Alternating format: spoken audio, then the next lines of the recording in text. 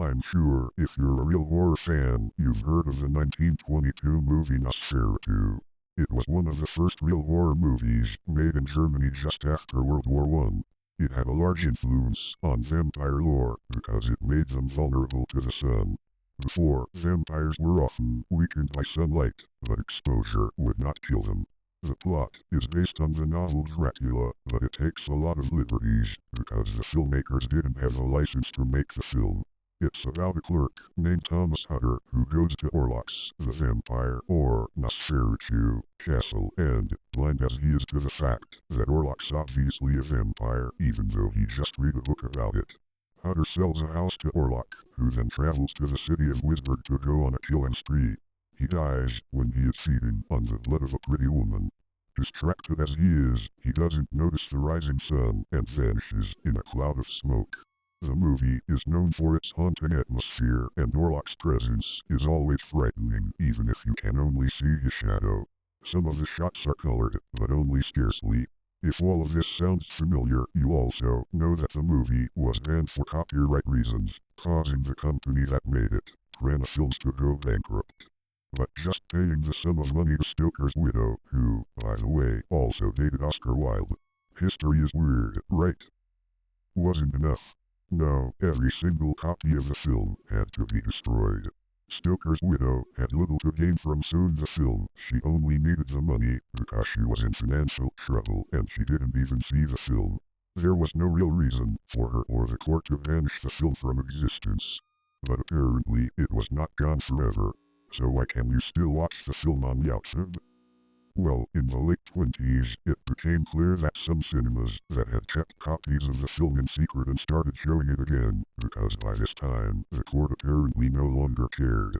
Now this is the part where it gets crazy.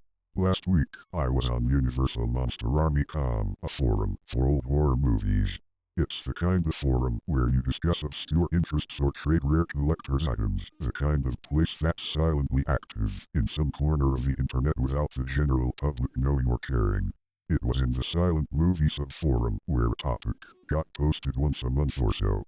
Usually, those topics are about whether anyone knows where to get a good copy of Nosferatu or, once in a while, The Cabinet of Dr. Caligari. The title of the topic reads simply, Nosferatu. I assumed it was nothing special, so I clicked it, ready to give a link to it. I can remember that it was pretty long, but after recent events, it got deleted. I'll try to recap it while I can. The poster, whose username was simply Rudolph without caps, to my surprise, didn't want a copy at all. He just wanted our opinion on the movie and had posted a few screenshots for fun. I was already typing my comment when I noticed something was off about the screenshots. I didn't know what it was, but I figured I would just watch the movie one more time on YouTube. I was busy with my job, I'm a waiter, and it was the start of the holidays, so I couldn't return to the forum until after a few weeks. I was browsing again when I remembered the Nosferatu topic. When I checked the comments section, it struck me what was wrong with the screenshots. They were not from the movie at all. I couldn't recall any moment in the film where Orlok was walking like that in the mountains, or staring at the screen from that angle, or Hutter running near the river.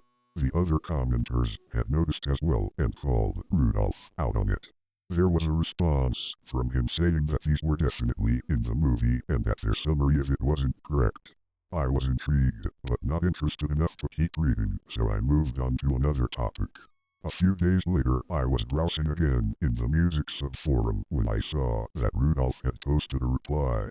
He said that added music didn't belong in silent horror films and that the silent version was the only true version. I remembered the thread, so I returned to it. Apparently Rudolph and the admins didn't get along very well anymore. The admins demanded to know where he got the screenshots, and Rudolph insisted that this was the original version. He even posted a picture of the plastic strip. I didn't believe him for a second and posted a snarky reply saying that he was just trolling us. Now I was following the thread. No one really took Rudolph seriously anymore, even though he continued to post more screenshots of the film. After a while, the debate got so heated that Rudolph said he would record the full movie with his camera and post a link to the whole thing on Friday at midnight, for good measure. All of us were interested now, even though no one really knew what it was going to be. In the weeks that the forum thread was active, nearly all of us had posted replies. Some of us speculated that his copy was really an amateur fan film that he mistook for the real one, or a cheap imitation with some added and deleted scenes. Some even believed Rudolph was right. In the following days, the nature of the film he would show us became the main topic to talk about on the forums, with a ton of other theories being submitted. When the Friday night came, there was an unusually high number of online members.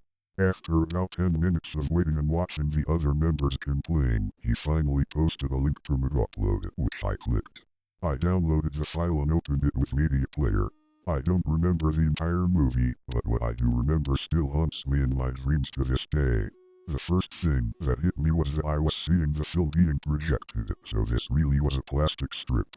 Didn't see that one coming? Well, just wait, it gets better. The title cards were in German, so apparently this was either a really old imitation or just the normal Nosferatu. The movie started normally with Hutter and his wife, Ellen, being introduced to the audience by being shown at home. A few minutes later, Hutter had departed on his journey to the Count's castle. Nothing was really out of the ordinary, except for a few camera angles that seemed slightly different and some shots I had never seen before. The first major difference was at the inn, where Hutter reads the book on vampires. Instead of the normal text, it showed F. Currency, W. Currency not ein chance haven, F. RS was a common word as kind R. Care M. Click sign, which was on the screen for an abnormally long period of time, even for a silent movie. The second page showed a Linden F. R. The Vomit Compt. Hutter reacted to this the same way as in the real version, by simply throwing the book away. Afterwards, he took the carriage like in the real version, but the woods looked much more dense, and it was evening instead of daytime, so everything was a lot harder to see, though there was a large moon in the sky. By this point, my eyes were glued to the screen. I had no idea what was going on. Unlike the normal version, where the coach drivers leave Hutter near the road because of their superstition, here they brought him all the way through the woods. The scene was much longer, and I thought I could see something move in the trees, maybe or maybe not. What felt like an hour later, they reached the castle, and Hutter entered the courtyard a lot more cautiously than in the normal version. That's when Orlok first fully appears in the regular version. But here, there was no one there, so Hutter just entered the castle. Inside, some walls looked distorted or darker. Hutter was looking very uneasy. Then Orlok came in. He looked just like in the regular version, tall and thin, with his ridiculous hat and eyebrows, and yet there was something different about him. Something about the eyes, I think, yet I could not tell what it was. Like in the real version, his presence brought a chill down my spine. The screen froze. I checked if it was media player freezing, but it wasn't. The film remained frozen for about 5 minutes, with Orlok at the middle of the screen. I felt that he was somehow coming closer, but the shot seemed to remain still. When the still shot finally ended, Orlok sat down like in the regular version, his eyes fixed upon Hutter. Hutter began eating the food, somewhat nervously, while Orlok was examining the contract. Now, if you've watched the film several times you will know that in the regular version the contract is covered in all kinds of hermetic symbols and symbols of the occult. This is due that the production designer was Alvin Braw, an architect and member of the occult group, Fraternitas Saturni. He was also responsible for Orlok looking like he did. The contract looked exactly the same, unlike many other things in this version of the film. Then came the moment that Hutter cut himself. Instead of rushing forward like in the other version, Orlok looked surprisingly still, and Hutter just cleaned it off. This surprised me greatly, because that's when the audience knows for sure that Orlok is Nosferatu in the original version. After handling the contract, Hutter went to his room, mistrustful of the whole situation and unable to lock the door. After several minutes of paranoia, Orlok finally came in. For all the fans, this is the part you see in Spongebob. Hutter, who by now knew of Orlok being Nosferatu, faints in fear. The screen then cut to Orlok's smiling face, slowly zooming in, then abruptly stopping. In the next shot, you can see Ellen wake up, due to the bond she has with Hutter. Next, the screen showed footage I've never seen before. It looked like some kind of wildlife documentary about rats. I'll not describe it in too much detail, because it's not important to the plot and pretty disgusting as well. When he woke up, Hunter surprisingly didn't find the 2 pinch marks on his neck like in the real version. However, he did become mistrustful of the whole situation and, like in the normal version, consulted the book from the inn. This time the text read, CK? Nenner Schicksalderch die Flucknit in common Uvik Daemon. This was, like the previous page on the screen, for quite long. I was still wondering how all of this made sense, but I couldn't. Hunter, unlike me, didn't seem impressed and began wandering the castle. Eventually, he made his way down the stairs and came to a dimly lit underground room, the crypt. Just like in the regular version, he discovered the coffins. In the real version, he opens one of the coffin and finds out that Orlok is in it. Frightened, he flees. That didn't happen here. Carefully stepping, though, in the crypt, he opened the coffin. Suddenly, the screen went pitch black. I waited for 3 minutes in anticipation for what was to come, because by this point I had no clue where the film would go next. Then, surprisingly, the screen went back to the book page. CK? Nenner Schicksalderch die Flucknit in common Uvik Daemon. When the screen cleared, the coach, from the normal version, departed in the distance, presumably with Orlok and his coffins in it. It then cut to Hunter escaping the castle through the window, but being knocked unconscious by the fall. Next was the ship scene, in which the crew of the ship carrying Orlok were all infected by the rats from his coffin, carrying the plague. The ship was different, but for the rest it was the same. After the rest of the crew died, the first mate jumped into the sea out of fear when he saw Orlok, and then the captain went downstairs. The captain, like an idiot, tied himself to the ship. Slowly, you could see Orlok ascending the stairs, and then the captain's surprised face. Orlok slowly walked towards the captain with a strange walk he always uses. For a few seconds, they were looking each other in the eyes, and you could see the captain's face white from terror. The next shot was a shot of the stairs, with blood slowly but surely dripping down. I was surprised, because this was unheard of in silent films. Even movies, made decades later usually, didn't show blood. Meanwhile, Hunter hurries home to warn his family of the danger. This was completely ripped from the regular version until CK? Nenner Schicksalderch die Flucknit in common Uvik Daemon. The book page showed up once more. I didn't really know what it means, but I knew that Schicksal meant fate. And Uvik Daemon doesn't sound very nice to me either. After a while I saw Orlok's ship entering the harbor. In the asylum, Hunter's former employer, whom Orlok made into his slave, could see him coming. Orlok exited the ship and moved into his new house, with his coffin, and the dead bodies were dragged off the ship for research. Their death was attributed to the plague due to notes from a diary found on board. As of now, the whole movie had been mostly the same, except for a few minor differences in text and minor details. The climax, however, was what really made it so terrifying. In the regular version, people in Wisburg get killed by Orlok and their deaths are attributed to the plague.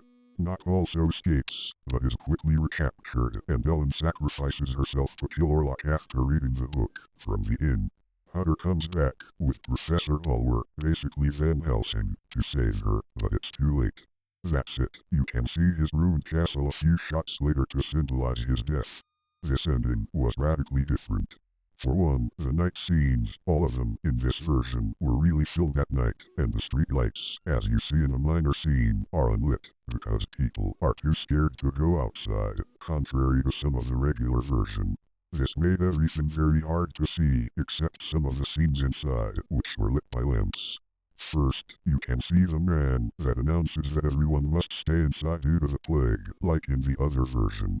Next, you see that Ellen is getting sick, like in the real version, but this time, she actually looked very weak. Ellen, despite her husband having forbidden it, reads the book from the inn in which was written, Die Stund of Baphomedes. TZT. She looked shocked by this text, but she is comforted by Hunter, who lays his arms around her. Like in the real version, Ellen points to the window, saying that she sees something there every night. Only this time, the shot, from out of the window, showed not Orlok's house, but the darkened night sky, with no moon in sight. After that, you can see the villagers talking to each other about Nock's escape, and about how he should be caught. This scene is the same as in the regular version. One thing, though, in the regular version, he somehow ends up back in the asylum near the end. This didn't happen here. Hutter departed to bring Professor Bulwer to inspect Ellen's illness, as you can see her fearing for her husband to get infected. After this, you could see Hutter running beside the river to get Bulwer. Once he gets to Bulwer's house, the sun has already set, and I could barely see what was happening. Meanwhile, Ellen is slowly being hypnotized by Orlok, and opens the window. In the next shot, I saw Hutter and Bulwer running beside the river. Bulwer was carrying a lantern, so you could see what was happening, clearer than most of the night scenes, until they had reached the dark, empty tunnel. They paused, maybe to see if there was anything in there, but it was too dark to see anything. Slowly and casually, they entered the tunnel. The lantern only showed a small piece of the wall, which was thick with moss. Suddenly, I could see the silhouette of Nock in the distance, and the screen froze as before. After waiting for what seemed like 4 minutes, Nock was approaching fast, as if the screen had been lagging, and Hutter and Bulwer were standing there, half off-screen, frozen in shock. When he had reached the two, Nock reached his arm towards Bulwer, preventing him from fleeing, and bit him in the neck. Bulwer, seeing that his end was near, commanded Hutter to run as he dropped the lantern in an attempt to scare off Nock, but the flame was quickly extinguished. I saw Hutter trying to save Bulwer, but Nock's grip was too tight, so he ran away. Then the camera slowly turned back towards Nock, who was still sucking Bulwer's blood. You could see it spilling over his clothes and over the ground. Nock became increasingly violent, ripping off parts of Bulwer's skin off, so that the flesh was exposed. When he seemed to be satisfied, he slowly rose from the body and, with his bloody mouth, looked at the camera. The film then abruptly cut to CK. Nenner Schicksalderch die Flucknitten kamen Udik Damon. Again. I wasn't even surprised this time, but I kept watching, because I had to see the ending of this film, to see what happened. Hutter was hurrying towards his house, in the darkness. When he had entered the door, however, someone was blocking the stairs. It was Orlok, with that frightening grin across his face. Hutter, hypnotized, was unable to move as Orlok came towards him, launching his teeth into Hutter's neck, making the blood flow down his clothes. For a moment, it seemed like he would protest, but he remained still. After about 30 seconds, in which he also bit Hutter across his arm and several other places, Orlok left. The camera, however, did not. That's right. I was forced to sit through many minutes watching Hutter bleed to death. What's worse, the camera slowly zoomed in on his corpse, particularly on his neck, arm and chest. I've never seen a movie do this before, and for good reasons. When the agonizing minutes were over, the book page CK. Nenner Schicksalderch die Flucknitten kamen Udik Damon came up again, and you could see the staircase scene from the photo on top of this page, which was now truly unnerving. I will not describe Ellen's death here, believe me, it's better this way. All I can say is that it puts the previous scenes to shame, and that things didn't quite end well like in the other version. There was no rooster that crowed, no sunrise, no sign of victory, for good whatsoever. The shots thereafter were of Wisburg by night, presumably years later, now an empty city inhabited only by rats and vermin. The very last was of Orlok's triumphant smile, his mouth dark with blood. The camera, like before, slowly zoomed in on him, on his eyes. At that moment, I felt a kind of dread that's hard to explain, an odd sense of somehow being trapped. After that, there was only one cut left. CK. Nenner Schicksalderch die Flucknitten kamen Udik Damon. That was the end, there were no credits. I clicked away Media Player, which had now stopped playing for real, and deleted the file, never wanting to play it again. After a few days, I decided to go back to Universal Monster Army Com to see what happened. I found that the silent movie subforum had been deleted, and its topics were nowhere to be found in the graveyard, deleted topics subforum. I searched for Rudolph's user page, which was apparently no longer there, which was odd, considered that on most forums, a user will simply get banned, but their page can still be seen. Maybe it has been blocked from the search engine, I don't know. I tried to talk about it with a few fellow forum members and admins, but they seemed reluctant and often tried to change the subject. The forum still exists, so maybe you can see what happened. I myself barely use it anymore. The days after watching the movie, I found that I had a hard time sleeping and that I was losing a lot of hair. This was probably from the stress of getting through the movie and overthinking it, but I can't lose the idea that it somehow infected me. After thinking about the movie while trying to sleep, I got the idea that maybe the summary on top of this page is wrong and that the copies of Nosferatu weren't destroyed because of copyright infringement. Maybe the true version of Nosferatu barely survived at all, and the regular version is only a cheap copy made by other filmmakers trying to cash in on Nosferatu's name. Or maybe the regular version is a combination of real and fake footage, as evident by some continuity issues, like not inexplicably being locked up again. Also, I found a translation of the book page. Fleeing will not help you escape your fate, you deep demon.